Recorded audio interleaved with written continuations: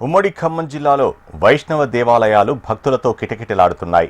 వైకుంఠ ఏకాదశి సందర్భంగా దుమ్ముగూడెం మండలం నర్సాపురంలోని ద్వాదశి చతుర్లింగ ఆలయానికి భక్తులు భారీగా తరలివచ్చారు. ఇదే అంశానికి సంబంధించి మరింత సమాచారం మా కరెస్పాండెంట్ రవికిరణ్ అందిస్తారు. ఉమ్మడి ఖమ్మం జిల్లా వ్యాప్తంగా అన్ని దేవాలయాల్లో కూడా వైకుంఠ ఏకాదశి పర్వదినాన్ని పురస్కరించుకుని అన్ని దేవాలయాల్లో పెద్ద ఎత్తున పూజలు నడుస్తున్నాయి. ప్రస్తుతం మనం భద్రాచలం దగ్గర ఉన్నటువంటి పర్ణశాల వెళ్లే రహదారిలో ఉన్నటువంటి చిన్న అరుణాచల దేవాలయం దగ్గర ఉన్నాం. ఇక్కడ భక్తులందరూ కూడా పెద్ద ఎత్తున అరుణాచల దేవస్థానంలో ప్రత్యేక పూజలు చేస్తున్నారు. ఇక్కడ ఉన్నటువంటి స్వామి ఉన్నారు. స్వామి, చెప్పండి, ఎట్లా జరుగుతుంది చిన్న అరుణాచలంలో పూజలు? ఈరోజు ముక్కోటి ఏకాదశి, అలాగే వైకుంఠ ఏకాదశి, స్వర్గ ఏకాదశి అని కూడా అంటాం. ముక్కోటి ఏకాదశి అంటే 23 ఏకాదశులు ఒకటైతే 24వ ఏకాదశి అయినటువంటి ఈ ముక్కోటి ఏకాదశి విశేషమైనటువంటిది. ముక్కోటి దేవతలు కూడా ఆ స్వామివారిని ఆ శ్రీమన్నారాయణను దర్శనం చేసుకోవడానికి వస్తారంట. అందుకనే అది ముక్కోటి ఏకాదశి. అలాగే ఈరోజు ఎవరైతే ఏకాదశి వ్రతం చేస్తారో వారికి 3 కోట్ల ఏకాదశులు చేసిన ఫలితం వస్తుందంట, అంత గొప్పది. అలాగే ఈ యొక్క ముక్కోటి ఏకాదశి రోజు పక్కనే మనకి భద్రాచల క్షేత్రం ఉంది. ఈ చిన్న అరుణాచలానికి 14 కిలోమీటర్ల దూరంలో భద్రాచల క్షేత్రం ఉంది. అక్కడ విశేషంగా వైకుంఠ ద్వార దర్శనం ఉంటుంది. ఆ ద్వార దర్శనం తర్వాత భక్తులందరూ కూడా ఈ చిన్న అరుణాచలానికి వస్తారు. అలాగే ఇక్కడ పక్కనే పర్ణశాల ఉంది. ఆ పర్ణశాలలో జరిగేటటువంటి కార్యక్రమాలు చూసుకోవటానికి వెళ్ళే క్రమంలో ఇక్కడ అందరూ కూడా చిన్న అరుణాచలం ఈ క్షేత్రానికి వస్తారు. ఈ క్షేత్రంలో కూడా ఇక్కడ విశేషంగా సీతారాముల వారు, కృష్ణుడు, అలాగే పెద్ద అరుణాచలంలో ఉన్నట్లుగా బోధనారాయణుడు కూడా ఉత్తర ద్వారం గుండా ఉంటారు ఇక్కడ. కాబట్టి ఇక్కడ వచ్చినటువంటి భక్తులు ఇక్కడ శ్రీమన్నారాయణుడిని ఉత్తర ద్వారం గుండా దర్శనం చేసుకోవచ్చు.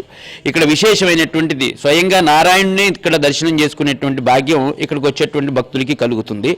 అలాగే ఇక్కడ విశేషంగా జరిగే కార్యక్రమాల్లో ఈ యొక్క చిన్న అరుణాచలంలో 3వ తారీఖు అంటే 1, 2, 3 తారీఖులు బ్రహ్మోత్సవాలు జరగబోతున్నాయి. 3వ తారీఖు ఇక్కడ కూడా శివముక్కోటి అంటాం మనం.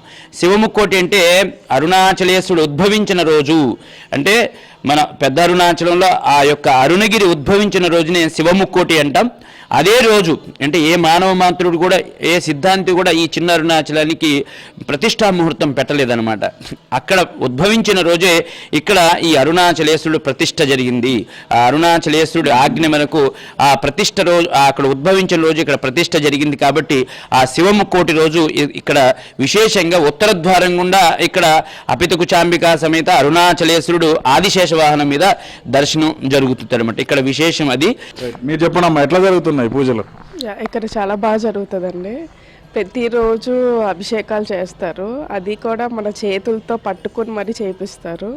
సో ఇక్కడ స్వామివారు ఉన్నట్టే ఫీల్ అవుతాము.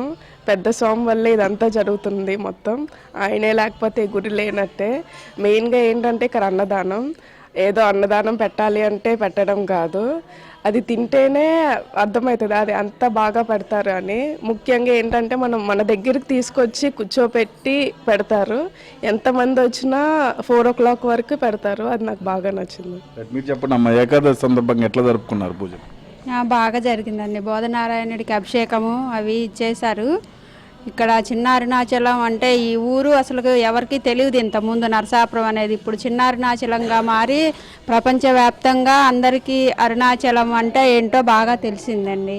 పూజలు అవన్నీ మంచిగా చేస్తూ ఉంటారు. మీరు చెప్పండి సార్, ఎట్లా జరుపుకున్నారు? ఈరోజు ముక్కోటి ఏకాదశి సందర్భంగా భద్రాచలం రామాలయ దర్శన అనంతరం ఈరోజు చిన్న అరుణాచలానికి విచ్చేసి ఉన్నాను.